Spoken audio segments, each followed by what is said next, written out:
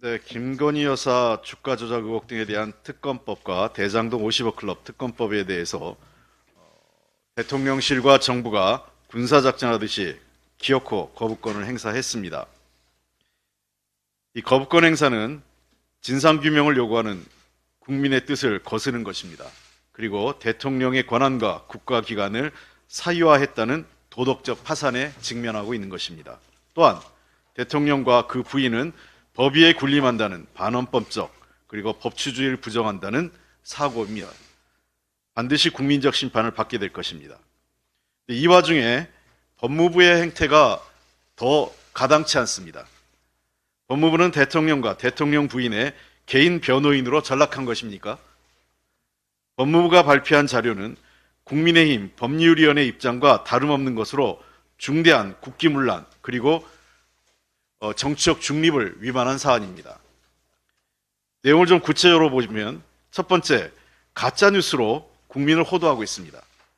법무부는 이미 주가 조작 세력 재판에서 김건희 여사의 연루 정황이 드러났음에도 범죄 단서가 없다고 단정하고 특검의 여당 추천권 배제와 언론 브리핑 조항을 기형적 구조, 민주주의 원리 침해라고 비방하고 있습니다.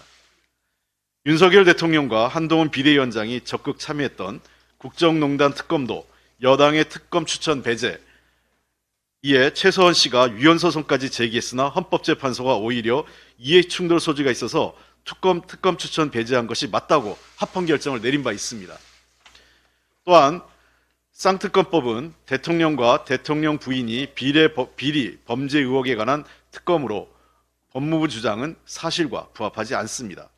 아울러 특검의 언론 브리핑도 이전 특검에 늘 실시돼 왔던 것입니다. 법무부가 사실상 허위사실을 유포하고 있는 것입니다.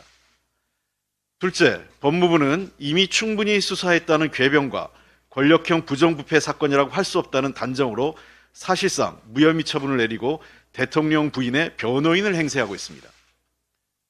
검찰은 2022년 김건희 여사 등에 대한 고발 이후 지금까지 제대로 된 수사도 하지 않고 기소나 불기소 처분도 하지 않은 채 시간만 끌면서 사건을 뭉개왔습니다. 그동안 당시 검찰총장이 윤석열 검찰총장이었습니다.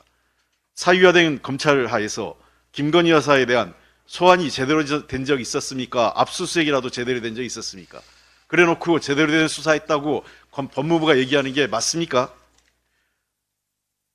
또 결혼 이전 사건을 결혼 이후에 특검을 한다, 이 말이 안 되는 얘기입니다. 핵심은 대통령 영부인의 결혼 이전 사건을 결혼 이후에 검찰이 덮고 있다는 것입니다. 그래서 특검이 필요하다는 거죠.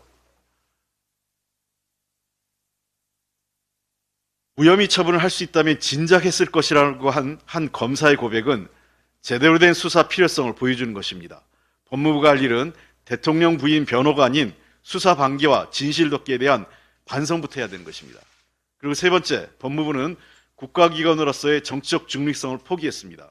대통령 부인의 범죄 의혹을 덮으려는 정파의 하수인으로 전락해 정쟁에 뛰어들었습니다. 법무부가 정쟁성 입법, 이재명 대표 방탄이 목적, 총선에 영향을 주기 위한 법안 등과 같이 국가기관이 사용해서 안 되는 매우 정치적이고 정략적인 언사로 정치 한복판에 뛰어들었다는 것입니다. 저희는 법적 검토해서 법무부 차관을 비롯해서 이번 이 보도자료 발표한 사람들에 대한 선거법 위반, 정치중립법, 정치중립행위 위반 등에 관련돼서 고발 조치를 적극 검토할 것입니다. 이태원 참사 특별법이 내일 본회의에서 통과될 예정입니다. 마지막까지 국회의장의 중재안을 갖고 여야가 협상을 하겠지만 협상의 진행이 쉽지 않습니다. 여전히 정부 여당 측은 조사에 대한 축소에 몰입하고 있습니다. 단순히 조사도 없이 피해자들에 대해서 보상과 피해 보상을 통해서 이 문제를 덮으려고 하는 것은 매우 잘못된 것입니다. 사람의 목숨을 돈으로 해결하는 것은 매우 구태의연한 방법입니다. 피해 가족들이 그리고 피해자들이 원하는 것은 진상규명과 책임자 처벌입니다. 그 어떤 것도 이루어지지 않은 채 피해 지원이라는 명목으로 돈으로 때우려고 하는 것은 정말 비정합니다. 다시 한번 정부 여당이 마지막까지 내일 법안 처리에 협조할 것을 거듭 촉구합니다. 한 가지 말씀드리고 싶은 것은 검찰이 참사 책임자인 김광호 서울경찰청장의 기소 여부를 수사심의위원회에 묻기로 했다는 것입니다.